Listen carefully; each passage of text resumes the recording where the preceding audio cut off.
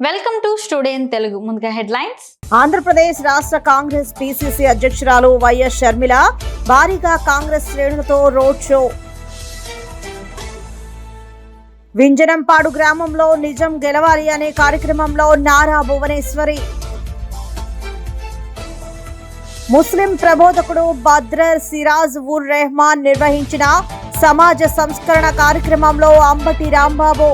ఇక డీటెయిల్స్ చూస్తే ఇరగవరం మండలం తూర్పు విప్పరు గ్రామంలో గ్రామ నాయకులు శేఖర్, వెంకటకృష్ణ, పెచ్చెటి శ్రీను, కల్లుగీత కార్మిక సంఘ నాయకులు మహంకాళి నాయకత్వంలో ఇరగవరం మండలం తూర్పు విప్పరు గ్రామంలో పెద్ద ఎత్తున బీసీ సోదరులు తెలుగుదేశం పార్టీలోకి చేరడం జరిగింది.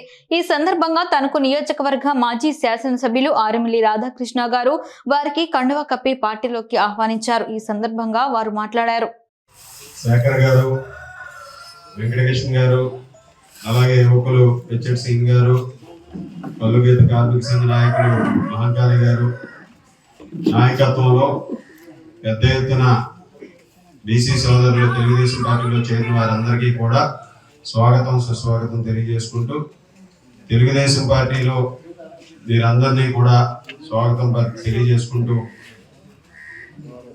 వీరందరూ కూడా బీసీ సామాజిక వర్గానికి చెందినటువంటి వ్యక్తులు 4 సంవత్సరాల 9 నెలల వైఎస్ఆర్ కాంగ్రెస్ పార్టీ ప్రభుత్వ వైఖరికి విసుగు చెంది జగన్మోహన్ రెడ్డి గారి నాయకత్వం పట్ల విశ్వసనీయత పోయి వీరందరూ కూడా ఈ ప్రభుత్వం ద్వారా ఎటువంటి ప్రయోజనాలు రాలేదు, ఈ ప్రభుత్వం వచ్చిన తర్వాత పడినటువంటి కష్టాలని అందరూ కూడా ఏ విధంగా ఇబ్బందులు పడ్డారో తెలియజేస్తూ, వారందరూ కూడా రాబోయే రోజుల్లో మరలా తెలుగుదేశం జనసేన ప్రభుత్వం అధికారంలోకి రావాలి, చంద్రబాబు నాయుడు గారి నాయకత్వంలో పనిచేయాలని ఒక ఆలోచనతో, అదేవిధంగా చంద్రబాబు నాయుడు గారు అయితేనే ఈరోజు రాష్ట్రం బాగుపడుతుంది, మన పిల్లల భవిష్యత్తు బాగుంటుందనే ఒక ఆలోచనతో వారందరూ కూడా ఈరోజు తెలుగుదేశం పార్టీలో పెద్ద ఎత్తున చేరడం చాలా సంతోషం, హర్షణీయమని ఈ సందర్భంగా తెలియజేసుకుంటున్నాం.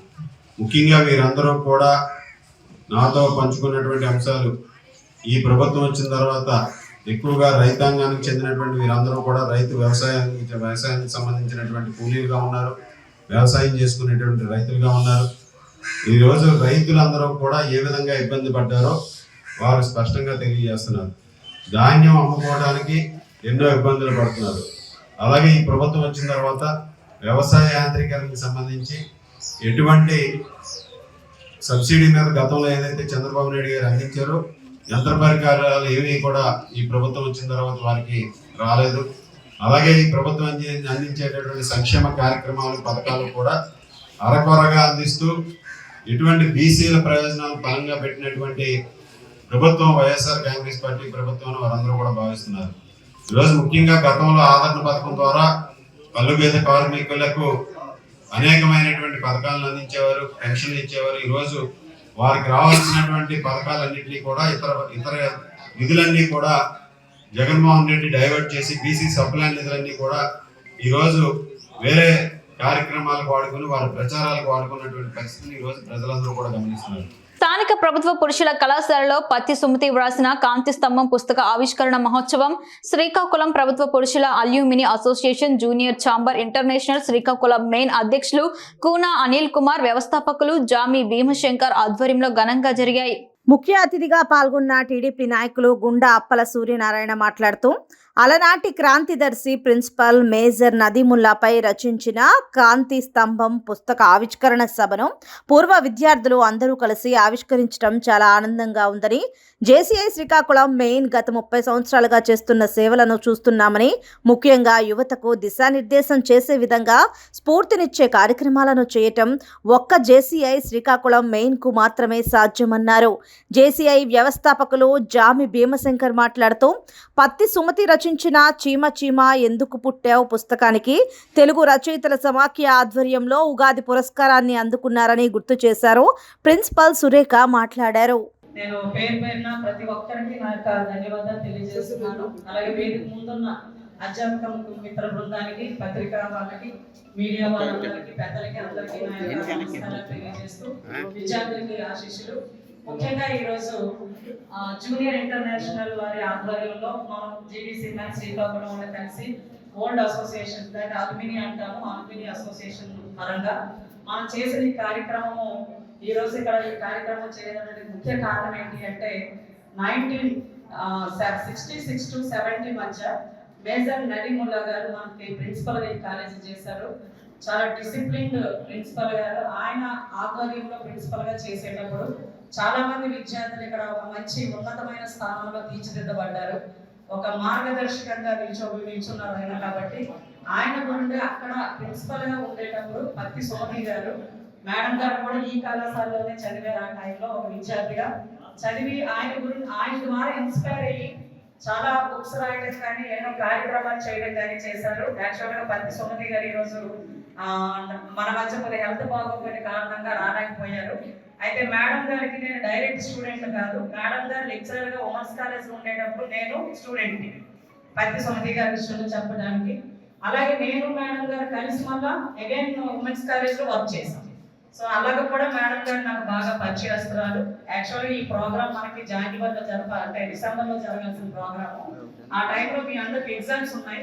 సో మేడం గారు మనకి కార్యక్రమం చేద్దామని చాలాసార్లు నన్ను సురంగి మోహన్ మాస్టర్ ద్వారా చాలాసార్లు ఫోన్ చేయించేటప్పుడు మనకి మినిస్టర్ గారు కూడా పిలుద్దాం అన్నారు. తప్పకుండా కానీ మేడం ఎగ్జామ్స్ అవుతున్నాయి స్టూడెంట్స్ కి, తర్వాత మనం దీని కార్యక్రమం మనం చేద్దామన్నాం. అయితే ఈలోపు మొన్ననే మీరు ఎగ్జామ్స్ రాసి మధ్య వచ్చారు. ఈలోపు మనకి జాన్ భీమశంకర్ గారు వచ్చి గొంతేరు డ్రైన్ తవ్వకాలను రైతులు అడ్డుకున్నారు. మొగల్తూరు పంచాయతీ గరువు పల్లవపాలెంకు చెందిన పలువురు పేద మత్స్యకారులకు గ్రామంలోని గొంతేరు డ్రైన్ అవతల భాగం ముత్యాలపల్లి రెవెన్యూ పరిధిలో డ్రైన్ ను ఆనుకొని భూములున్నాయి. ఈ డ్రైన్ తవ్వకాలకు సంబంధించి ముత్యాపల్లి రెవెన్యూ పరిధిలో 2013లో నాటి ఉమ్మడి ఆంధ్రప్రదేశ్ ప్రభుత్వంలో సుమారు 45 ఎకరాల భూసేకరణ చేశారు. ఈ భూసేకరణలో భూములు కోల్పోయిన రైతులకు ఎకరాకు 12.50 లక్షల పరిహారం అందించేలా ఆదేశాలు ప్రభుత్వం ఇచ్చింది. అయితే ఈ భూములు కోల్పోయిన వారిలో సుమారు 15 ఎకరాలకు సంబంధించి 24 మంది రైతులకు నాటి నుంచి నేటి వరకు నష్టపరిహారం చెల్లించలేదు. అయితే భూములు కోల్పోయిన రైతుల ఆందోళనలతో సుమారు 3 సంవత్సరాల క్రితం డ్రైన్ తవ్వకాలు మాత్రం ప్రభుత్వం డబ్బులిచ్చిన భూముల్లో మాత్రమే తవ్వకాలు పూర్తి చేసి డబ్బులివ్వని భూములను తవ్వకుండా వదిలేశారు. 15 ఎకరాలకు సంబంధించి రైతులు నష్టపరిహారం కోసం జిల్లా కలెక్టర్ డ్రైనేజీ అధికారుల చుట్టూ తిరిగినా వీరికి నేటికి పరిహారం అందలేదు. కోల్పోయిన రైతుల ఆందోళనలతో సుమారు 15 ఎకరాలకు సంబంధించి రైతులు బుధవారం డ్రైన్ తవ్వకాలు నష్టపరిహారం అందని భూములను తవ్వుతుండడంతో రైతులు అడ్డుకున్నారు. ఈ సందర్భంగా రైతులు మోకా శ్రీనివాస్, వెంకటరాజు, అద్దంకి మల్లికార్జునరావు, కొల్లాటి బాబురావు, బర్రి వీరస్వామి, మామిడిశెట్టి సత్యనారాయణలు మాట్లాడారు. అనుకున్న భూములు 105 మంది రైతులు ఉన్నారు.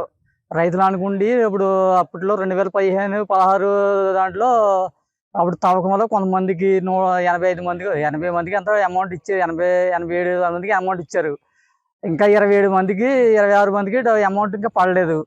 అయితే ఇప్పుడు అమౌంట్ పడలేదు కాబట్టి కొంతవరకు తవ్వు ఆపేస్తామని, ఇప్పుడు అమౌంట్ పడితే తవ్వనిస్తాం, లేదంటే ఆపేస్తామని కోరుకుంటూ ప్రభుత్వం వాళ్ళు వెంటనే నష్టపరిహారం వెంటనే చెల్లించాలని కోరుకుంటున్నాం.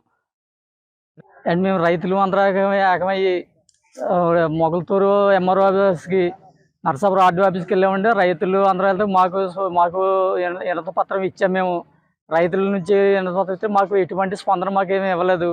డీజిల్ తవ్వకాలు, క్లీన్ తవ్వకాలను నిలిపేసాము. మాకు ప్రభుత్వం వెంటనే మాకు నష్టపరిహారం చెల్లించిన తర్వాత మీరు అందరూ తవ్వకాలు మొదలెట్టుకోవాలని కోరుతున్నామండి. నాయుడుపేట పట్టణంలోని గడియారం సెంటర్ వద్ద కాంగ్రెస్ పార్టీ నాయకులతో కలిసి నిరసన తెలియజేసిన మాజీ కేంద్ర మంత్రి చింతామోహన్. ఈ సందర్భంగా మాజీ కేంద్ర మంత్రి చింతామోహన్ మాట్లాడారు. బ్రహ్మం గారు చెప్పారు తిరుపతి రాజధాని నగరం అవుతుందని. ఆయన కాలజ్ఞానంలో రాసి ఉన్నారు తిరుపతి రాజధాని నగరం అవుతుందని. కాలజ్ఞానంలో రాసిన ప్రతి మాట జరుగుతా ఉంది. ఈరోజు ఏది మిస్ కాలేదు. 70 సంవత్సరాల నాడు 1953లో మద్రాసు నుంచి ఆంధ్ర బయటకు వచ్చింది. అప్పుడు ఎన్జి రంగా గారు చెప్పారు తిరుపతిని రాజధాని నగరం చెయ్యండి అని నెహ్రూ గారికి చెప్పారు. ఆ రోజు సంజీవరెడ్డి దీన్ని మోసం చేసి కర్నూలుకు తీసుకెళ్ళాడు. కర్నూలు నుంచి మరి హైదరాబాద్ పోయింది. హైదరాబాద్ నుంచి తుళ్ళూరు వచ్చింది. తుళ్ళూరు నుంచి వైజాగ్ వెళ్ళింది. ఈ రోజు పరిస్థితులు ఎలా ఉన్నాయంటే మనకు రాజధాని నగరం అంటూ లేదు. తుళ్ళూరు అంటే ఒకరికి ఇష్టం లేదు, వైజాగ్ అంటే ఇంకొకరికి ఇష్టం లేదు. తిరుపతి రాజధానికి ఆమోదయోగ్యం అందరికీ.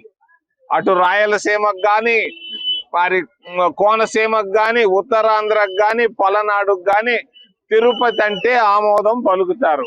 కావలసిన మంచినీళ్లు కండలేరులో ఉన్నాయి. ఉమ్మడి గుంటూరు జిల్లాలో కాపు సామాజిక వర్గం బలం అత్యధికంగా ఉన్న నేపథ్యంలో కాపులకు సముచిత స్థానం కల్పించాలని కాపు నాయకులు డిమాండ్ చేశారు.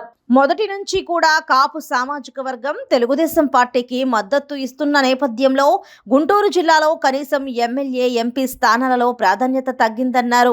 వైఎస్ఆర్ కాంగ్రెస్ పార్టీ కాపులకి జిల్లాలో ఎంపీ, ఎమ్మెల్యేలు సీట్లు కేటాయించిన నేపథ్యంలో తెలుగుదేశం పార్టీ కూడా అధికంగా కాపులకి సీట్లు కేటాయించాలని టీడీపీ జాతీయ అధ్యక్షులు చంద్రబాబు నాయుడు, నారా లోకేష్ను కోరుతున్నామని చెప్పారు. ప్రభుత్వం ఏర్పాటుకు జనసేన ఎంత అవసరమో టీడీపీకి కాపు ఓట్లు కూడా అంతే అవసరం ఉందన్నారు. గుంటూరు జిల్లాలో కాపులకి 3 నుంచి 4 అసెంబ్లీ సీట్లు మరియు ఎంపీ సీటును కేటాయించాలని కోరుతున్నామన్నారు. నా పేరు బొక్కిసం శివరాం. నేను గత 25 సంవత్సరాల నుంచి, అంటే 1999 నుంచి టీడీపీలో ఉన్నాను.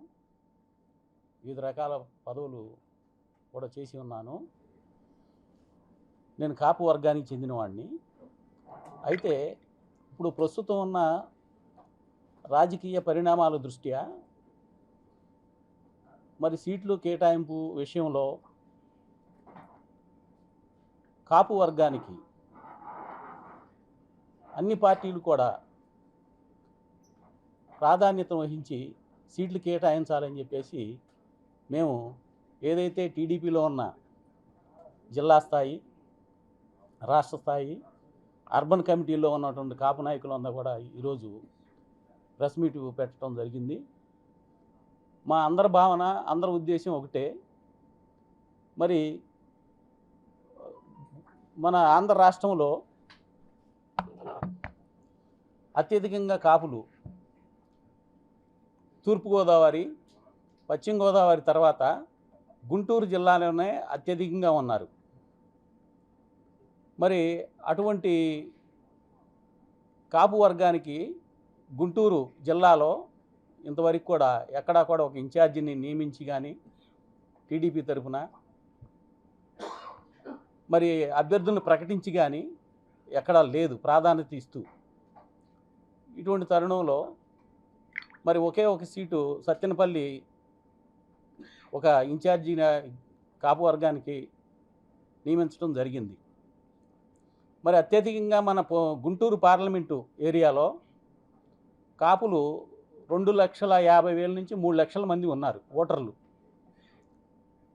మరి ఆ ప్రకారంగా తీసుకుంటే మా ఈ యొక్క పార్లమెంటులోనే 2 అసెంబ్లీ స్థానాలు కేటాయించవలసిందిగా మరి మా అధిష్టానం అయినటువంటి టీడీపీ కోరటం జరుగుతుంది. అంతేగాక పార్లమెంటు స్థానాలు మన గుంటూరు జిల్లాలో 2 స్థానాలు ఉన్నాయి. ఇది జనరల్ కేటగిరీలో. ఆ 2 స్థానాల్లో కూడా ఒకటి నర్సరాపేట, ఇంకోటి గుంటూరు. ఈ 2 కూడా మరి ఇంతవరకు ఎవరికి కేటాయిస్తారనే దాని మీద స్పష్టత లేదు.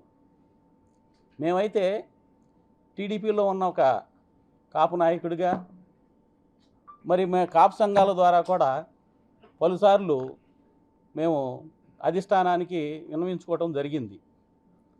అంటే ఇప్పుడు రానున్న తరుణంలో మరి ఈ సీట్లు కేటాయిస్తారా లేదా అనేది ఒక సందిగ్ధంలో ఉంది.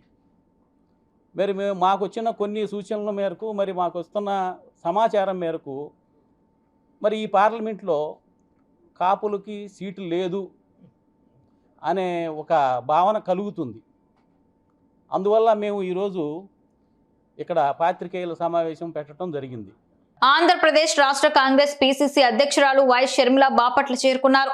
చిల్ రోడ్ సెంటర్లో ఆమెను ఘనంగా గజమాలతో సత్కరించి కనక తప్పెట్ల మేళ తాళాలతో భారీగా కాంగ్రెస్ శ్రేణులతో రోడ్ షో నిర్వహించి డాక్టర్ బిఆర్ అంబేద్కర్ సర్కిల్ వద్ద బహిరంగ సభ ఏర్పాటు చేయడం జరిగింది. అనంతరం ఆమె మాట్లాడారు.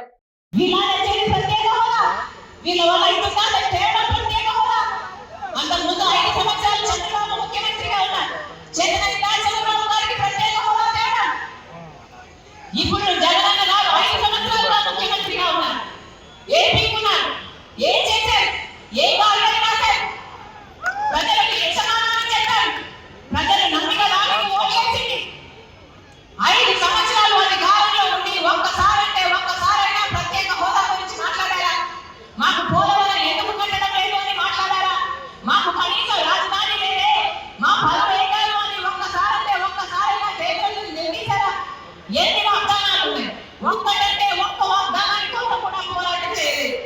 అందుకే రాజశేఖర రెడ్డి బిడ్డ మళ్ళీ రాజశేఖర రెడ్డి గారు ప్రేమించిన ఆంధ్ర రాష్ట్రంలో అడుగుపెట్టింది. నా గుండెలో నిజాయితీ ఉంది, నా గుండెలో నిజాయితీ ఉంది, నా పుట్టింటికి మేలు చేయాలి అన్న తపన నాలో ఉంది. అందుకే ఆంధ్ర రాష్ట్రాలలో అడుగుపెట్టింది రాజశేఖర రెడ్డి బిడ్డ. పోలవరం ప్రాజెక్టు వచ్చేంత వరకు కొట్లాడతాం, స్పెషల్ స్టేటస్ వచ్చేంత వరకు కొట్లాడతాం, రాజధాని సాకారం అయ్యేంత వరకు కొట్లాడతాం.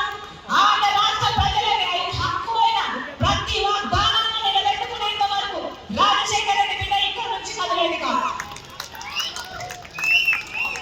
మళ్ళీ చెప్తున్నా ఆంధ్ర రాష్ట్ర ప్రజలకు, మళ్ళీ హెచ్చరిస్తున్నాను ఆంధ్ర రాష్ట్ర ప్రజలకు, ఇదే బీజేపీ పార్టీలో ఒక్క వాగ్దానం కూడా మనకు నిలబెట్టుకోకపోయినా, ఒక్క రకంగా మనకు మేలు చేయకపోయినా, ఇటు జగనన్న గారు అటు తెలుగుదేశం చంద్రబాబు గారు ఇద్దరు పొత్తు పార్టీలు అయ్యాయి బీజేపీ పార్టీ. ఈ రెండు పార్టీలు పొత్తు పార్టీలు అయ్యాయి బీజేపీ పార్టీ.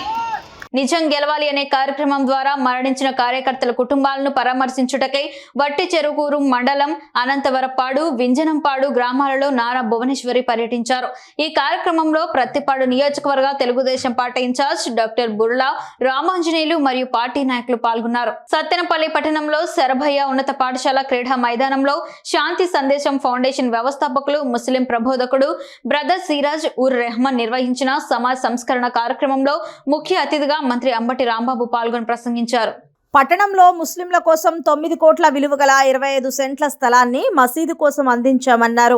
షాదీఖానా నిర్మాణానికి ₹1 కోటి, షాదీఖానా ప్రహరీ గోడ నిర్మాణానికి 30 లక్షలు, రాజుపాలెం మండలం కొమ్మోడు గ్రామంలో కమ్యూనిటీ హాల్ కొరకు 30 లక్షలు, నకరికల్లు మండలం గుండ్లపల్లి గ్రామంలో కమ్యూనిటీ హాల్ నిర్మాణానికి 50 లక్షలు, రాజుపాలెం మండలం కొండమూడు గ్రామంలో 3 కోట్లు విలువ చేసే 1/2 ఎకరా ప్రభుత్వ స్థలం ముస్లిం కమ్యూనిటీ హాల్ కొరకు అందించామన్నారు.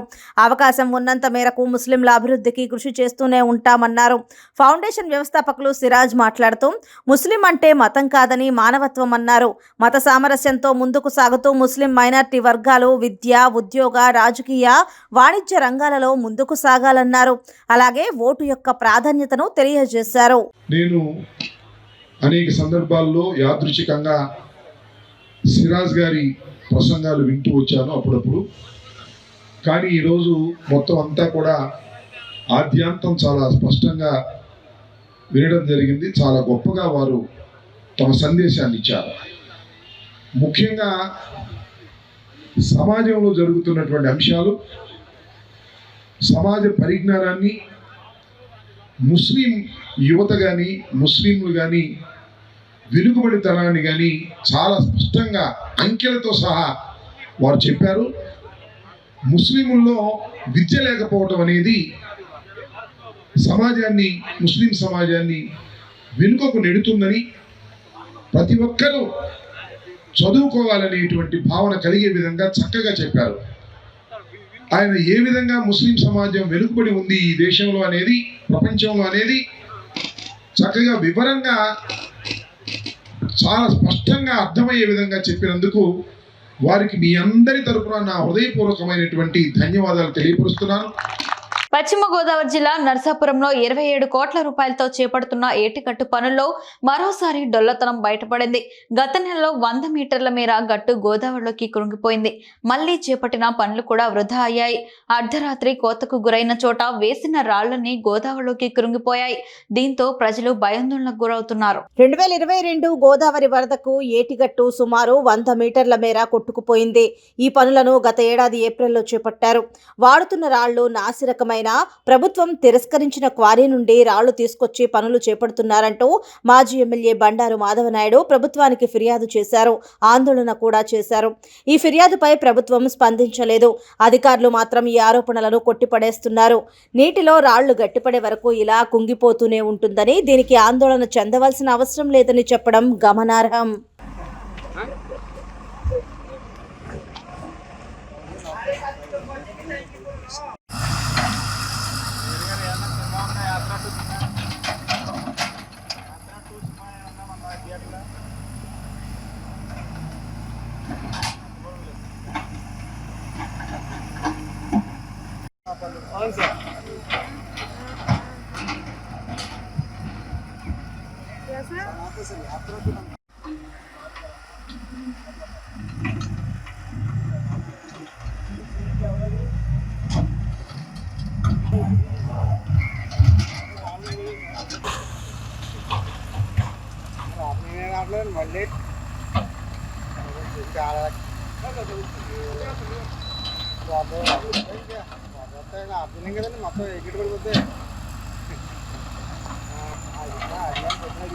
ఇరగవరం మండల పార్టీ అధ్యక్షులు గోపిశెట్టి రామకృష్ణ ఆధ్వర్యంలో ఇరగవరం గ్రామ తెలుగుదేశం పార్టీ నాయకుల నాయకత్వంలో ఇరగవరం గ్రామం బీసీ యువకులు తెలుగుదేశం పార్టీలోకి చేరడం జరిగింది.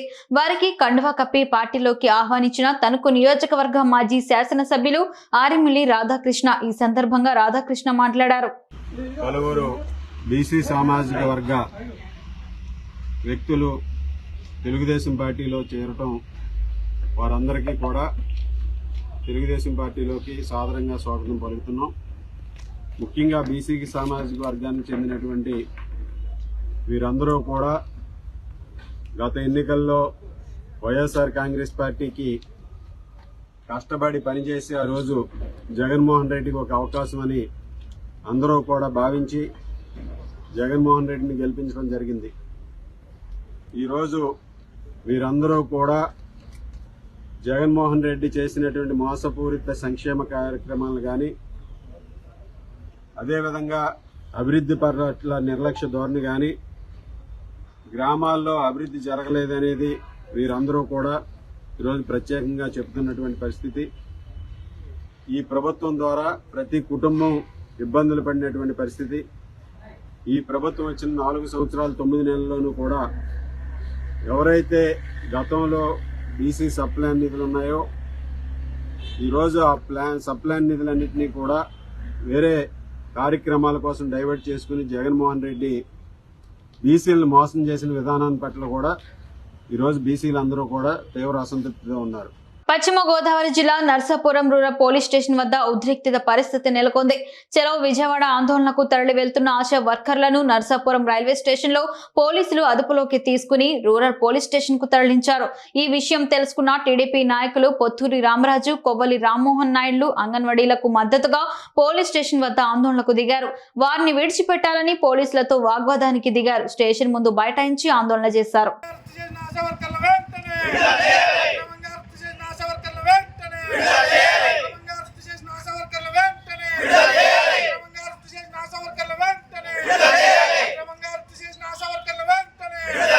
విడుదల చేయాలి అక్రమంగా అరెస్టు చేసిన ఆశా వర్కర్ల వెంటనే. విడుదల చేయాలి అక్రమంగా అరెస్టు చేసిన ఆశా వర్కర్ల వెంటనే. విడుదల చేయాలి అక్రమంగా అరెస్టు చేసిన ఆశా వర్కర్ల వెంటనే. ఆశా వర్కర్ల వెంటనే. విడుదల చేయాలి ఆశా వర్కర్ల వెంటనే. విడుదల చేయాలి ఆశా వర్కర్ల వెంటనే. విడుదల చేయాలి ఆశా వర్కర్ల వెంటనే. విడుదల చేయాలి ఆశా వర్కర్ల వెంటనే.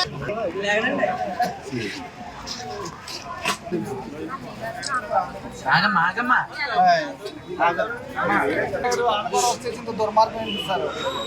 అంటే ప్రభుత్వం చేస్తున్నారు సార్. ప్రభుత్వం దుర్మార్గం చేయబట్టి బాధ్యత మీద అయితే అన్యాయంగా అరెస్ట్ చేశారు సార్. దాన్ని మేము తీవ్రంగా ఖండిస్తున్నాం సార్. అది వాళ్ళని తీసుకొచ్చిన ఆపరేషన్ మేము ఖండిస్తున్నాం సార్. అది వాళ్ళు పంపించేయండి సార్. పంపించేస్తే మేము వెళ్ళిపోతాం సార్. సాలూరు నియోజకవర్గంలో ఆశా వర్కర్లు, కమ్యూనిటీ హెల్త్ వర్కర్ల సమస్యలపై జరుగుతున్న విజయవాడ ధర్నా కార్యక్రమాన్ని ప్రభుత్వం పోలీసులను పెట్టి ఎక్కడికక్కడ నిర్బంధించి అడ్డుకోవడాన్ని వ్యతిరేకిస్తూ నిరసన ర్యాలీ మున్సిపల్ కార్యాలయం నుండి మెయిన్ రోడ్ మీదుగా ఎంఆర్ఓ ఆఫీస్ వరకు ర్యాలీగా వెళ్లి నిరసన చేయడం జరిగింది. నా పేరు వై రాజేశ్వరి. మాది మామిడిపల్లి పిహెచ్ లేదు సార్. మేము 2005లో నుంచి ఆశా వర్కర్గా మేము పని చేస్తాం సార్. ఎటువంటి అప్పుడు ఇంత పని లేదు సార్. మేము 30 రూపాయల నుంచి చేసాము. తర్వాత చంద్రబాబు నాయుడు ఉంటే టైంలోని 6000 వచ్చింది. జగనన్న పాదయాత్రలో కలిసాం మేము. అప్పుడు మీకు పెంచుతామని చెప్పాడు, 10,000 పెంచాడు సార్. అప్పుడు కానీ ఇంత పని ఒత్తిలేదు. ఇప్పుడు సార్ మేము మలేరియా, టీబీ, లెపర్సీ అన్ని సర్వేలు మేము చేస్తున్నాం సార్. ప్రతి ఫీవర్ కేసు, ప్రతి ఇక్కడికి డెలివరీలు గర్భిణీలు తీసుకెళ్తాము, పిహెచ్సిలో డెలివరీలు చేస్తాము, లేదంటే గోసాకి, కేజీహెచ్కి అన్నీ వెళ్తాము. మళ్ళీ అదేవిధంగా స్కూల్లో కూడా మేము ప్రతి ఐరన్ ట్యాబ్లెట్లు వేయడమేమి, హెచ్పీ చేయడమేటి, ఆల్బర్టల్ ట్యాబ్లెట్లు ఏంటి, ప్రతిదీ మా మీద పనిచేస్తారు. హాస్టల్లోనే టెస్టులు కూడా మేమే చేస్తాం. అన్నీ చేసి కూడా మాకు ఇది లేదు. మాకు ప్రమాద బీమా ఏమైపోతాం, ఏ రాత్రి మీద ఇట్టి చేయలేటప్పుడు అంబులెన్స్లో వెళ్తాం, అట్టి వచ్చేటప్పుడు మాకు రక్షణ లేదు. అక్కడ వాచ్మెన్ కూడా మాకు ఇచ్చేస్తారు. సెక్యూరిటీ గార్డులు కూడా మాకు ఇది కల్పించాలి, మాకు రక్షణ కల్పించాలి, మాకు ప్రమాద బీమా ఇవ్వాలి, మాకు ఉద్యోగ భద్రత కల్పించాలని మేము కోరుతున్నాం సార్. కనీస వేతనం 26,000 ఇవ్వాలని, ఉద్యోగ భద్రత కల్పించాలని, రిటైర్మెంట్ బెనిఫిట్స్ కల్పించాలని, 5 లక్షలు మాకు రిటైర్ అయిపోయి 62 సంవత్సరాలు అయిపోయి మాకు పెంచాలని, రిటైర్మెంట్ అయ్యాక పెన్షన్ కూడా కావాలని, ఇంట్లోని మాకు అన్ని ప్రభుత్వ పథకాలన్నీ మాకు వర్తింపు చేయాలని, అలాగే కమ్యూనిటీ హెల్త్ వర్కర్లు కూడా వాళ్ళకు కూడా జీతాలు పెంచాలి, ఆశా వర్కర్గా ఇచ్చేయాలని మాకు అందరికీ కోరుకుంటాడు సార్. జిల్లాలోని అన్ని అంగన్వాడీ, ప్రభుత్వ, ప్రైవేట్ పాఠశాలలు మరియు జూనియర్ కళాశాలల్లోని విద్యార్థులకు నులి పురుగుల నిర్మూలన మాత్రలు పక్కాగా వేయించేందుకు అన్ని ఏర్పాట్లు పూర్తయ్యాయన్నారు. ఈ మాత్రలు తీసుకోవడం వలన ఎటువంటి దుష్ప్రభావాలు ఉండబోవనే అపోహను విద్యార్థుల్లో తొలగించాలన్నారు. తద్వారా ప్రతి విద్యార్థి మాత్రలు వేసుకునేందుకు ముందుకు వస్తారని ఆశాభావం వ్యక్తం చేశారు. ప్రతి విద్యార్థి మాత్రను వేసుకోవాలని పిలుపునిచ్చారు. ఈ కార్యక్రమంలో ఎంపీడీఓలు, ఆశా వర్కర్లు, అంగన్వాడీ కార్యకర్తలు, స్వచ్ఛంద సేవా సంఘాలు భాగస్వామ్యులై విజయవంతం చేయాలని తెలిపారు. జిల్లాలో ఈ నెల 9న డీవార్మింగ్ డే, 16న మ్యాప్అప్ డే కార్యక్రమాలను నిర్వహించనున్నట్లు పేర్కొన్నారు. జాతీయ నులుపురుగుల నిర్మూలన కార్యక్రమంపై జిల్లా వైద్య ఆరోగ్య అధికారిని డాక్టర్ మీనాక్షి పత్రికా సమావేశంలో మాట్లాడారు. నేషనల్ డీవార్మింగ్ డే మనము ఈ సంవత్సరం ప్రతి సంవత్సరము 2 సార్లు జరుపుకుంటాము. సో ఈ నెల 9వ తారీఖున మనం నేషనల్ డీవార్మింగ్ డే చేసుకుంటున్నాం. దీనికి గాను మన జిల్లా మెడికల్ హెల్త్ విభాగం రెడీ అయ్యిందండి. దీనికి మనకి 3,317 స్కూల్స్, కాలేజీలు అన్నీ ఉన్నాయి, ప్రైవేటు అండ్ గవర్నమెంట్ కలిపి. సో దీనికి గాను మనకి 4,54,835 మంది పిల్లలు ఉన్నారు, 1 to 19 years పిల్లలు. వీటితో పాటు 4,400 మంది ప్రెగ్నెంట్ ఉమెన్ ట్యాబ్లెట్లు వేసుకోవడానికి ఉన్నారు. సో టోటల్ మనకి ఈ ఉన్న 4,58,000 మందికి మన దగ్గర ఆల్రెడీ 5 లక్షల దాకా ట్యాబ్లెట్స్ ఉన్నాయండి. సో యుద్ధ ప్రాతిపదికన మేము ఆ రోజు ఆల్మోస్ట్ 100% కవర్ చేయడానికి మేము రెడీగా ఉన్నాము. అన్ని విధాల డ్రగ్ కూడా ఎంపీడీఓలకి వెళ్ళింది. ఎంపీడీఓల దగ్గర నుంచి స్కూల్స్కి, కాలేజీలకు కూడా వెళ్ళింది. అలాగే మెడికల్ డిపార్ట్మెంట్ వాళ్ళు అంగన్వాడీలకు ఇవ్వడం జరిగింది. ప్రతి ఒక్కరు కూడా, ప్రతి ఒక్క ఇన్స్టిట్యూషన్ కూడా మనకి రేపు మనం ఈ ట్యాబ్లెట్ వేయడం జరుగుతుంది. 1 to 2 years వాళ్ళకి హాఫ్ ట్యాబ్లెట్, 2 నుంచి 19 years వాళ్ళందరికీ కూడా 1 ట్యాబ్లెట్ ఇవ్వడం జరుగుతుంది. సో అందరూ ప్రతి ఒక్కరు కూడా ఈ కార్యక్రమం సక్సెస్ అవ్వడానికి సహకరించాలని కోరుకుంటున్నామండి. Thank you. పశ్చిమ గోదావరి జిల్లా ఆకివీడు మండల కేంద్రంలో నియోజకవర్గ YSR Congress party incharge DCCB chairman PVL Narasimharaju ఆధ్వర్యంలో 4వ విడత ఆసరా కార్యక్రమం నిర్వహించారు. ముఖ్య అతిథిగా పాల్గొన్న నర్సాపురం పార్లమెంటరీ ఇన్ఛార్జ్ గూడూరి ఉమాబాల ఆకివీడు మండలంలో 14,058 మంది పొదుపు సంఘాల అక్క చెల్లెమ్మలకు 16,40,20,006 రూపాయల చెక్కులను అందజేసిన నియోజకవర్గ YSR Congress party incharge DCCB chairman PVL Narasimharaju. Narsapuram parliamentary incharge Guduri Umabala అనంతరం డ్వాక్రా మహిళలు ముఖ్యమంత్రి జగన్మోహన్ రెడ్డి చిత్రపటానికి పాలాభిషేకం నిర్వహించారు. దేశంలోనే ప్రసిద్ధ పుణ్యక్షేత్రమైన అరసవల్లి శ్రీ సూర్యనారాయణ స్వామి ఆలయ అభివృద్ధికి ప్రముఖ వైద్య నిపుణులు డాక్టర్ దానేటి శ్రీధర్ విరాళంగా ₹1,00,000 చెక్కును నూతన ఈవో రమేష్ బాబుకు అందజేశారు. డాక్టర్ దానేటి శ్రీధర్ ఆలయానికి చేరుకుని గురువారం ముందుగా సూర్యనారాయణ స్వామికి ప్రత్యేక పూజలు నిర్వహించారు. అనంతరం ఈవోగా బాధ్యతలు చేపట్టిన రమేష్ బాబుని కలిసి అభినందనలు తెలిపారు. అనంతరం ఆలయ ప్రధాన అర్చకులు ఇప్పిలి శంకర శర్మ ఆధ్వర్యంలో శ్రీధర్ను వేద మంత్రాలతో ఆశీర్వదించి స్వామివారి నిజరూప చిత్రపటాన్ని అందజేశారు.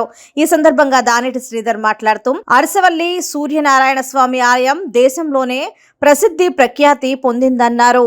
వార్తలు ముగించే ముందు హెడ్లైన్స్ మరోసారి. ఆంధ్రప్రదేశ్ రాష్ట్ర కాంగ్రెస్ పిసిసి అధ్యక్షురాలు వైఎస్ షర్మిల భారీగా కాంగ్రెస్ శ్రేణులతో రోడ్ షో. వింజనంపాడు గ్రామంలో నిజం గెలవాలి అనే కార్యక్రమంలో నారా భువనేశ్వరి. ముస్లిం ప్రబోధకుడు బద్రర్ సిరాజ్ ఉర్ రెహమాన్ నిర్వహించిన సమాజ సంస్కరణ కార్యక్రమంలో అంబటి రాంబాబు. స్టూడియో తెలుగు న్యూస్ ఇంతటితో సమాప్తం. తిరిగి రేపటి బులెటిన్లో మళ్ళీ కలుసుకుందాం. అంతవరకు సెలవు. నమస్కారం.